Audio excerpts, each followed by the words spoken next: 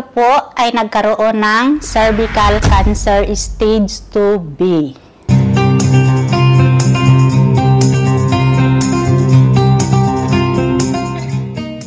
Ako po si Rosalia Recto, 42 years old, nakatira sa Tagum City, Davao.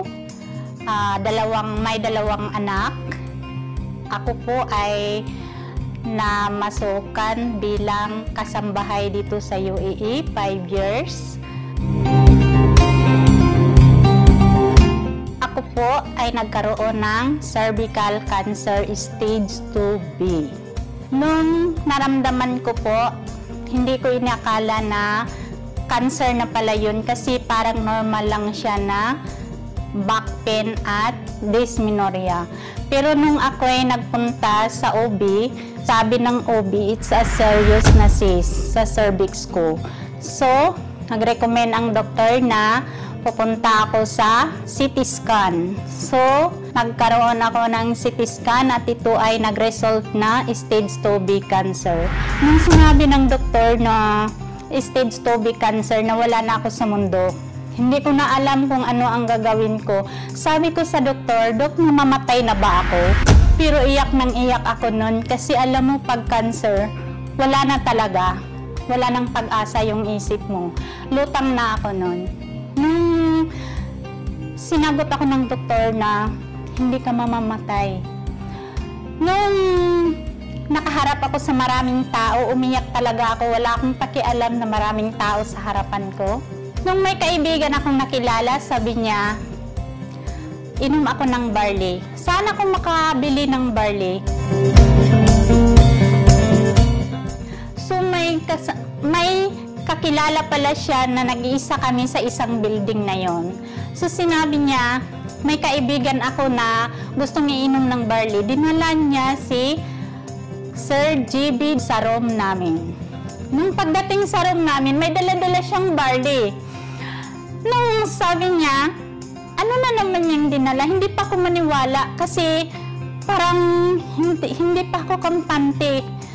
Nung sinabi niya na ito maganda, tapos nakita ko naman siya sa Facebook na barley talaga. So parang siguro ito na siguro. Walang mawawala kung subukan ko to. Ayun. Walang-wala akong pera sa time na yun, but sinabi niya sa akin, walang problema, bigyan kita ng Santi Barley pag nagkapera ka sa bayaran.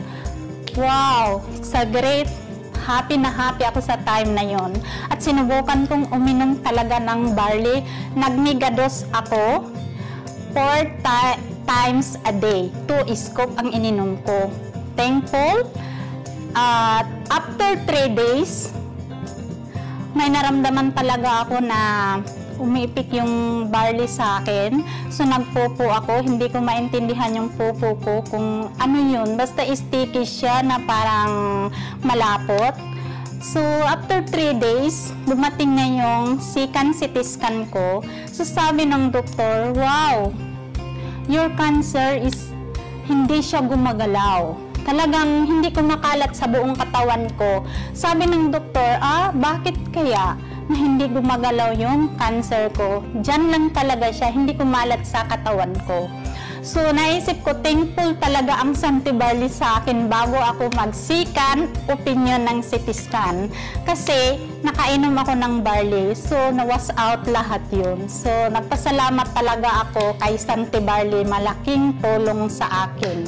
Nung nakilala ko si Santi Barley, nagkaroon ako ng pag-asa na mabuhay at babalik yung ganda ko. So hanggang ngayon, gumagamit pa ako, patuloy kong ginagamit ang Santi Barley dahil maganda talaga siya sa katawan at gusto ko na hindi na talaga babalik yung cancer ko, mawawala na talaga siya. So after ng 6 months, after ng chemo ko at radiation, so after nun, nagkaroon ako ng CT scan uli. So sabi ng doktor, wow, it's a thankful. You are a cancer survivor now. you are a pre-cancer. Sobrang saya ko na parang lumambag ako sa saya na hindi ko alam kung anong sasabihin ko, basta naiyak lang ako. Thank you dahil hindi ako nakalbo, hindi napangit yung skin ko, bumalik na yung sigla ko, nakikiusap na ako sa mga tao. Dati hindi ako nakikiusap dahil sabi ng doktor, kalbong-kalbo daw ako. Pero thankful, hindi talaga ako nakalbo. Yes, ire-recommend ko ang Sante Barley dahil napakaganda niya. At ako mismo ay natulungan ng Sante Barley. Nagkaroon ako ng pag-asa uli na mabuhay kasi nawala na yung cancer ko at saka isang cancer survivor na po ako. So ngayon, i-recommend ko po sa inyo kung mayroon kayong iba't ibang sakit na naramdaman.